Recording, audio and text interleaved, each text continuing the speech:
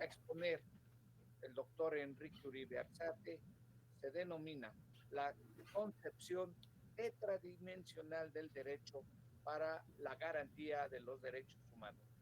Recibamos con un fuerte aplauso y adelante, doctor Enrique Uribe Arzate.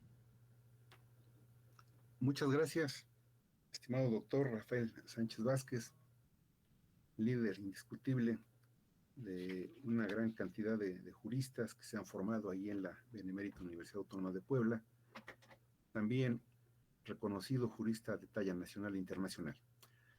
Ya es tradicional esta convocatoria que nos hace cada año por el mes de agosto, septiembre ahora, para realizar estas reflexiones, estos análisis sobre temas tan interesantes como los que hoy integran este evento. Saludo cordialmente a los organizadores, por supuesto a quienes me han antecedido en la palabra, quienes están conectados ahora. Con sumo interés he seguido la exposición de nuestro querido colega, el doctor Serafín Ortiz, a quien también saludo afectuosamente. El tema que hoy he elegido para poder compartir con ustedes nace de una inquietud general que he tenido desde hace algún tiempo sobre el discurso de las normas y lo que concierne a su realidad.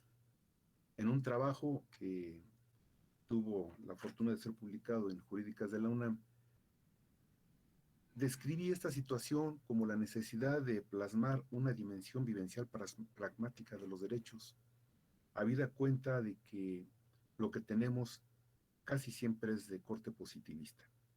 Trascender la norma, ir más allá de esta y vincular ese desideratum sobre derechos humanos con la realidad, me parece que es el gran desafío de nuestro tiempo. Por eso también la alusión que hacemos a los conceptos de garantías toman una ruta distinta a la que siempre se esboza en relación con procesos de naturaleza constitucional, tribunales, sentencias, etc. La teoría del derecho, como sabemos, requiere esta serie de reflexiones y de construcciones. Yo lo he querido aparejar o llevar de la mano también con la teoría de los derechos humanos para poder hacer esta construcción. Partiendo de Miguel Reale, todos conocemos bien, esta teoría tridimensional que nos explica es una buena aproximación para señalar que el derecho tiene una dimensión normativa, pero que también se expresa en realidad, es decir, tiene una dimensión factual y se expresa también en una aproximación axiológica. A partir de esto, hemos considerado que los derechos humanos podrían describirse, prescribirse y comprenderse igual. Ahora que se hablaba de interpretación, nos parece que una interpretación adecuada sobre los derechos humanos puede mirar al menos estos tres sectores, esas tres orientaciones. Los derechos humanos visibles en la norma positivizada, los derechos humanos que se pueden hacer exigibles desde la realidad y desde las necesidades y las demandas de los habitantes, y desde luego también los derechos humanos tejidos desde los valores. A partir de esta idea, nuestro postulado es que cuando el derecho se traza en normas, en prescripciones normativas, necesita un lenguaje especializado. Y eso es lo que en un primer momento todos los habitantes podemos advertir. Un lenguaje que está prescrito en un código, en corpus, en normas, en códigos, en leyes, en tratados, en constituciones. Y ahí es donde usualmente todo el mundo, los juristas y los no juristas, los ciudadanos en general, vamos a leer y a comprender y a acercarnos al derecho. Esta ha sido tradicionalmente la manera de entenderlo. Difícilmente se podría trazar de otra manera porque requiere un lenguaje especializado el derecho para ser comprendido. Sin embargo, en la crítica que aquí formulamos, establecemos que la norma que se expresa en lenguaje no alcanza a recoger todo el derecho. Por esta razón, cuando buscamos ese elemento primordial de la voz derecho, tenemos que aludir indefectiblemente al concepto de lo jurídico. Y aquí también queremos hacer esta referencia a una exploración sobre este concepto que no se aterriza necesariamente y por supuesto no se agota en lo que está escrito en lenguaje jurídico. Pues bien, El debate añejo entre norma y realidad es lo que nos ha llevado como gran motivación a participar con este tema que expongo a ustedes, porque precisamente de las prescripciones normativas es donde tomamos la lectura de lo jurídico en materia de derechos humanos, pero sin embargo muchas veces está lejano a la realidad, incluso ajeno a la realidad, porque el derecho camina en una ruta, el derecho prescrito en normas, y la realidad tan demandante, tan volátil, camina en otra ruta. Luego entonces, a partir del análisis que hemos realizado de esta teoría tridimensional de Miguel Reale, donde relaciona hecho, valor y norma, hemos considerado que es posible agregar un cuarto círculo, una cuarta dimensión, que tiene que ser la dimensión política, traducida concretamente en políticas públicas, para que los derechos humanos puedan tener una garantía eficaz. Hablando de estos temas concernientes a la exigibilidad, a la apropiación y al disfrute de los derechos humanos, nos parece que la aproximación contenida en la teoría del colega brasileño es muy interesante, pero sin embargo, también nos atrevemos a señalar que tiene ciertas limitaciones. En este orden de ideas, vincular la teoría tridimensional a estos temas de derechos humanos nos permite afirmar que hay una denominación común en el caso que estamos tratando y que es el derecho y lo jurídico. Las tres perspectivas distintas para la aprehensión de estas complejas manifestaciones de carácter humano-social requieren un ejercicio de interpretación, de comprensión y de construcción para poder tener, en nuestra opinión, un escenario más adecuado para los derechos y para sus garantías.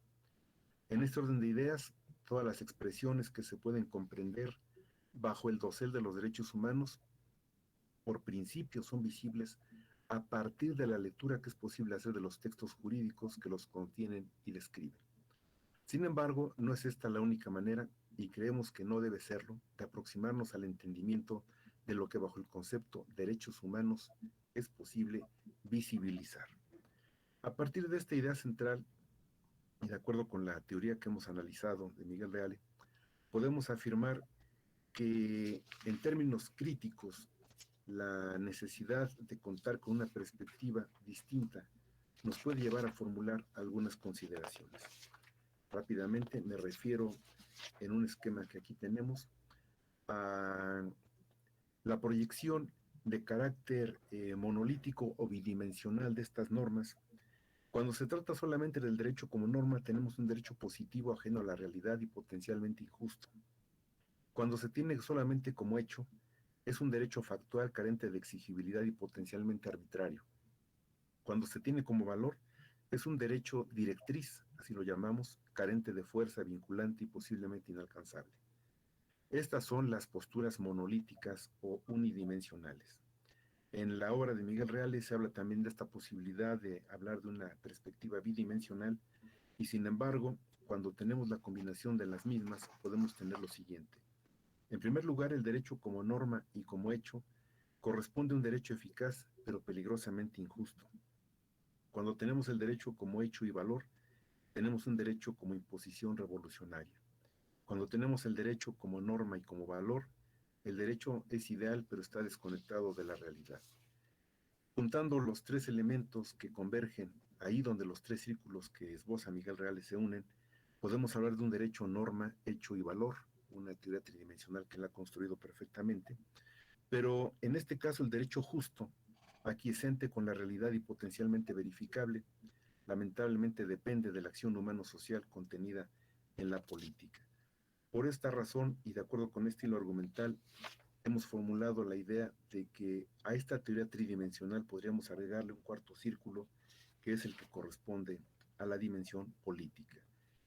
Luego entonces, hablando de la política, tendríamos que ir, por supuesto, lo digo apertadamente en este espacio que me ha correspondido, como algo más de lo que Max Weber identifica como el vivir de la política o vivir para la política. No tiene que ver con esto. Lo que nosotros estamos tratando aquí es la relación intrínseca con la vida en comunidad, con la vida humano-social que debe potenciar las posibilidades de realización humana de los miembros de esta comunidad. Lógicamente, lo político hace referencia al proceso que busca fijar las bases del orden social, es decir, a la determinación de los fundamentos sociales, a la construcción de los cimientos de una sociedad para un periodo específico, a la constitución de los principios rectores de la comunidad. El derecho como política encierra en sí mismo el derrotero de su propia natura y fines concretos. Esta visión del derecho supone afirmar que su asiento natural es el plano de la estructura y competencias de quienes pueden tomar decisiones sobre el conjunto de los habitantes. Así, la idea del Estado, el gobierno y las capacidades legalmente reconocidas a los órganos estatales son los conceptos fundamentales propicios para mencionar que el derecho como política necesita de esos entes que han sido diseñados y puestos en operación para querer y actuar en nombre de aquellos que los eligieron, o mejor dicho, para decidir y actuar por aquellos a quienes representan. Con esto, la afirmación de la teoría tetradimensional que ahora presentamos ante ustedes, podemos señalar que el círculo que corresponde a la idea del derecho como actividad humana para el bien común debe aludir indefectiblemente a la proyección pragmática de ese propósito superior. En este sentido, la materialización del derecho necesita ser encaminada a través de las políticas públicas para favorecer el disfrute y garantía de los derechos de los habitantes. En vías de ejemplo podemos citar el derecho a la educación o el derecho a la salud, que para no ser solamente discurso contenido en normas, requieren de una planeación adecuada desde el poder público y evidentemente en el marco de un Estado democrático, solidario y humanista. Esto es, para ir cerrando mi exposición, lo que contiene la propuesta que presento ante ustedes, una proyección tetradimensional que incluya también a la acción humana contenida en política, pero particularmente desde el poder público como políticas públicas que deben servir para trabajar de manera preventiva a priori y no solamente de manera remedial en temas de derechos humanos. Así, se puede afirmar que esta teoría tetradimensional del derecho permite avisorar la mejor garantía de los derechos humanos, debido a que agrega las actividades del poder público previsibles y debidamente respaldadas en presupuesto público, con la finalidad de que los derechos humanos, alimentados por principios y valores, trasciendan del discurso y se instalen en la realidad cotidiana.